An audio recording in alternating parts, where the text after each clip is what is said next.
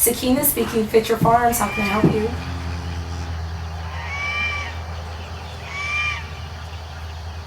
You can't take a long time going outside. So I'm gonna give you about 5 minutes to get dressed, to head outside. That's fine. Yeah. Okay?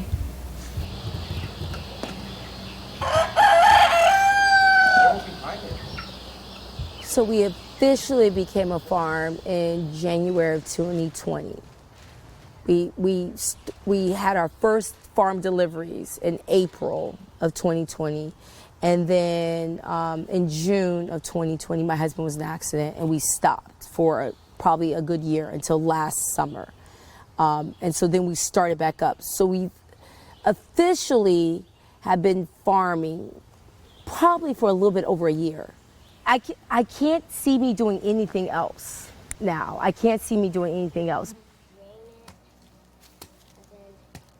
I went to university and got a computer science degree. I'm a computer programmer. I envision working for corporate America, making lots of money.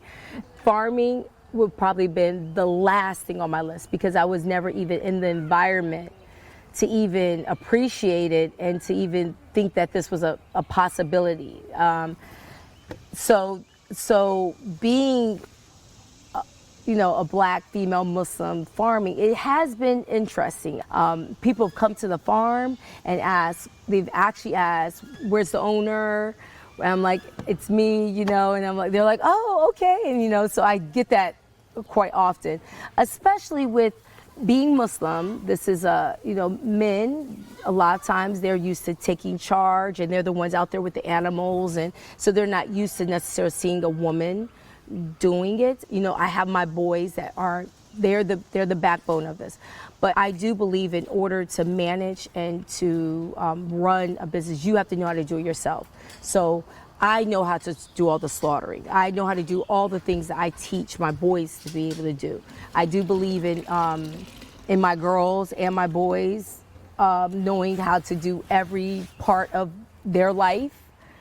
Whether it's the boys in the kitchen cooking, whether it's the girls outside catching a lamb yesterday, So I do believe that they have to be well-rounded. Oh yeah, Mommy, I remember when y'all picked out mint, and then you sat there for really long, and it was summer that time. It grew really hot, became really hot, and then it dried up, and then I was able to make some tea for them. I've met someone in California that is a black woman, Muslim farmer who has 12 children. And we're always helping each other. I think a lot of Muslims, for instance, a lot of Muslims come from, this is their life in their country. There are a lot of immigrants. And so they come to America to have a different life, not necessarily farming. Right? And I do believe that there's a lot of black people that would like to farm. Actually, I think there's a large percentage, but they don't know the methods of getting land, of how to get in there. So we don't see a lot of black farmers here in Virginia. I think that's a lot to do with culturally. We're from the education is really pushed. This is a generation where education is easier to get. So there's a lot of African Americans that have moved away from the roots of what our people knew how to do.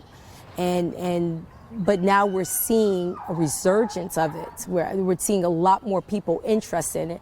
So there's a lot of beginner black farmers, but there's not a lot of experience black farmers. And it's good to see people that look like you in this so you could see that you could be successful at it. It's about knowing that this other black farmer was successful. He was black and he did it. So I know I can do it too.